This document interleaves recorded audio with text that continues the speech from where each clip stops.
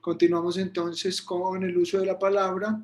Continuamos con la doctora Diana Restrepo Rodríguez, docente Universidad San Buenaventura, Grupo de Investigación Problemas Contemporáneos del Derecho y la Política. Y continuamos con la doctora Gloria Carvalho, representante de Alianza para la Niñez. Mismo tiempo, doctora Diana, adelante.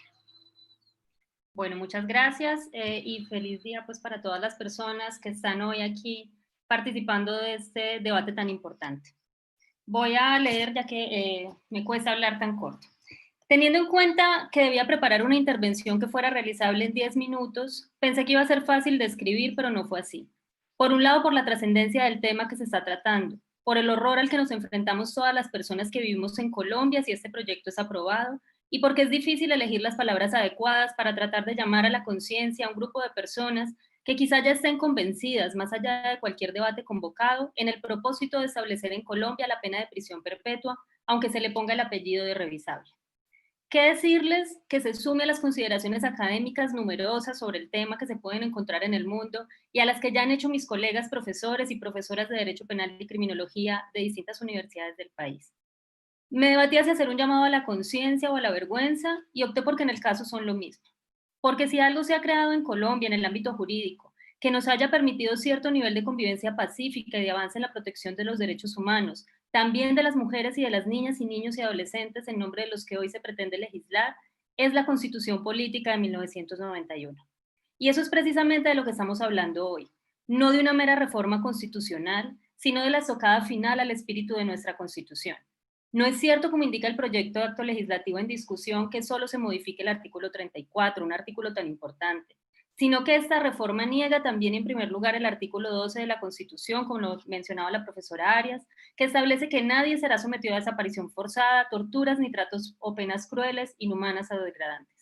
Y junto con él, los tratados internacionales que hacen parte del bloque de constitucionalidad, como la Convención Americana sobre Derechos Humanos, la Convención Interamericana para Prevenir y Sancionar la Tortura y la Convención contra la Tortura y otros tratos o penas crueles, inhumanas o degradantes. Pero además se atenta contra el artículo 16 de la Constitución, el cual, de acuerdo con los desarrollos jurisprudenciales de nuestra Corte Constitucional, expresa el derecho fundamental de la dignidad humana.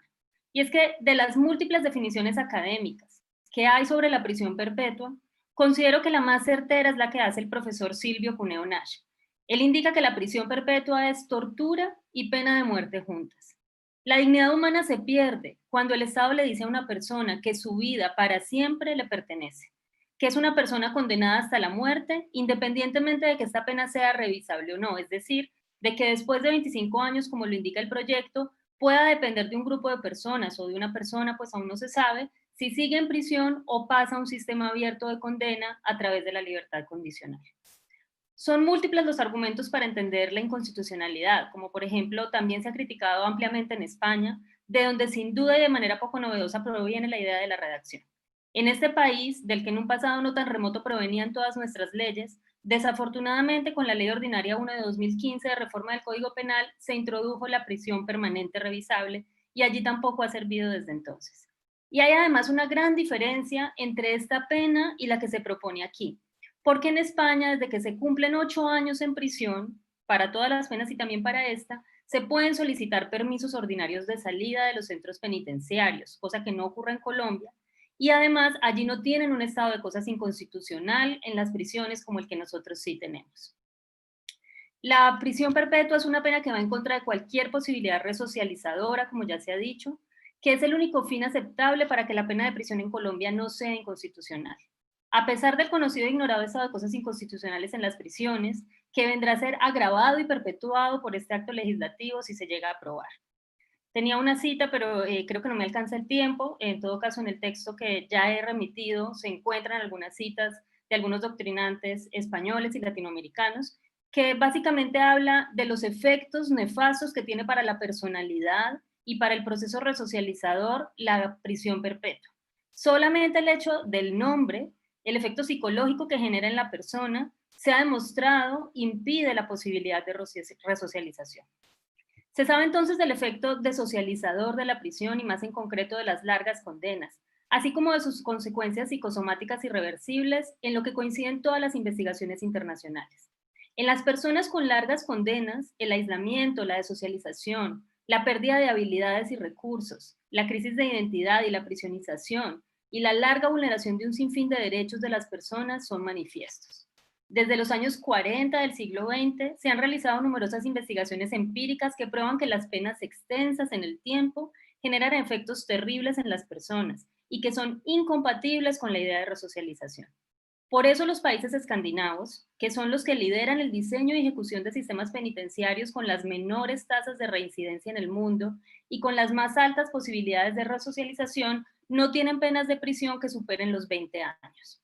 De eso se debería estar debatiendo hoy en el Congreso, de la disminución de las penas y de la transformación entera del sistema penitenciario colombiano. Esa es una necesidad que ha hecho parte de la Constitución de 1991 desde sus debates en la Asamblea Nacional Constituyente. Y yo quisiera, y sustentándome en que realmente estamos con este proyecto atentando en contra del espíritu constitucional, quisiera recordar una ponencia sobre rebaja de penas que en la Asamblea Nacional Constituyente realizó Hernando Londoño Jiménez, de la que leeré un fragmento. Dice: la ciencia jurídica moderna, la criminología pacífica en el campo científico, ha puntualizado que la sociedad es corresponsable del delito, por cuanto es en su seno en donde se gestan los conflictos que terminan en conductas violatorias de la ley.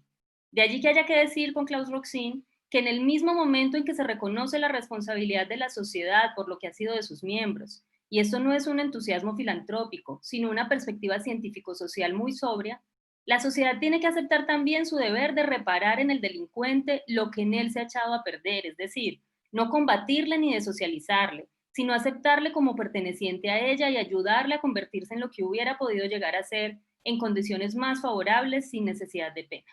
La Asamblea Nacional Constituyente es el escenario en donde tienen representación todas las fuerzas sociales, económicas, políticas y étnicas del país. De allí que nuestra gran responsabilidad es crear las condiciones para la conciliación de los colombianos, las bases de un acuerdo para configurar un nuevo pacto social. De este nuevo pacto social no podemos excluir a la población reclusa del país, por cuanto ellos también son colombianos. No podemos seguir patrocinando el estigma y la exclusión con que hemos grabado a los colombianos recluidos en nuestras cárceles. Si vamos a crear nuevas condiciones para hacer posible una convivencia pacífica, si tenemos confianza que las mismas posibilitarán el surgimiento de un nuevo hombre colombiano, si tenemos la convicción de que después de la constituyente sobrevendrá un nuevo país, esta propuesta constituye un testimonio de confianza en la obra que estamos gestando y una invitación a los colombianos que en la actualidad sufren los rigores de la cárcel y del sistema penal para que se integren al nuevo país que todos pretendemos conformar. Eso es lo que quisiera. Doctora Restrepo, tiene 2 minutos más para que pueda concluir. Adelante. He tenido la oportunidad, sobre todo en los últimos años, de acercarme teórica y prácticamente a partir de capacitaciones a funcionarios del sistema de responsabilidad adolescente y a múltiples instituciones educativas públicas a muchos de estos temas. Cualquiera que haya trabajado en instituciones públicas, con organizaciones comunitarias, tiene de primera mano historias de abuso sexual infantil y otro tipo de delitos contra nuestros niños y niñas. Sin lugar a dudas es algo alarmante y urgente. Se requieren muchas acciones de todos y también de nuestro legislador. El problema es que la prisión perpetua no es de ninguna utilidad para resolver esto. Y al contrario, agudizaría la crisis carcelaria y penitenciaria en la que vive Colombia y que se refleja en numerosos pronunciamientos sobre el estado de cosas inconstitucional.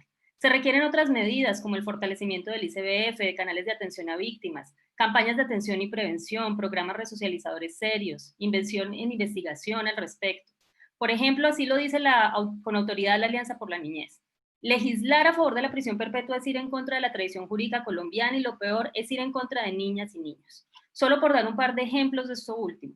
La mayor parte de las niñas y de los niños abusados lo son en el ámbito de sus hogares, como se ha dicho. Y este mecanismo va a generar en la persona abusada, que muchas veces quiere al abusador porque el perfil criminológico hace que estas personas generen afecto en sus víctimas.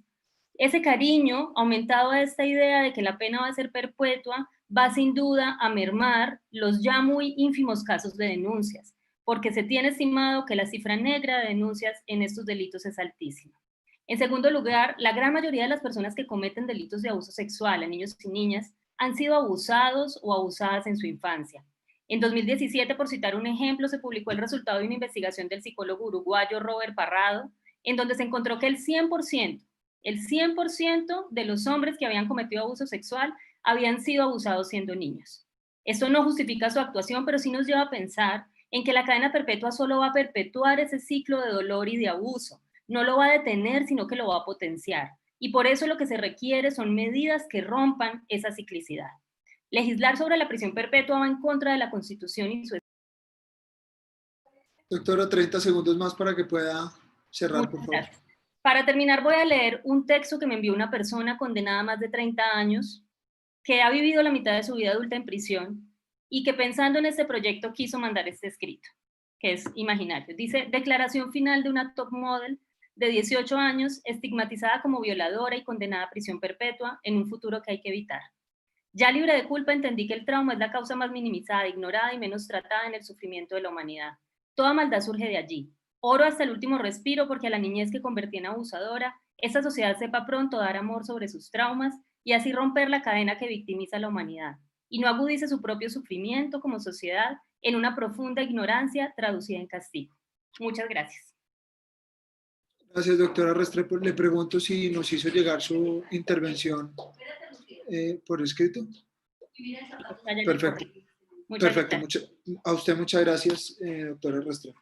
Continuamos entonces con las intervenciones. Continuamos con la doctora Gloria Carvalho, representante de Alianza para la Niñez. Doctora Gloria, bienvenida. Mismo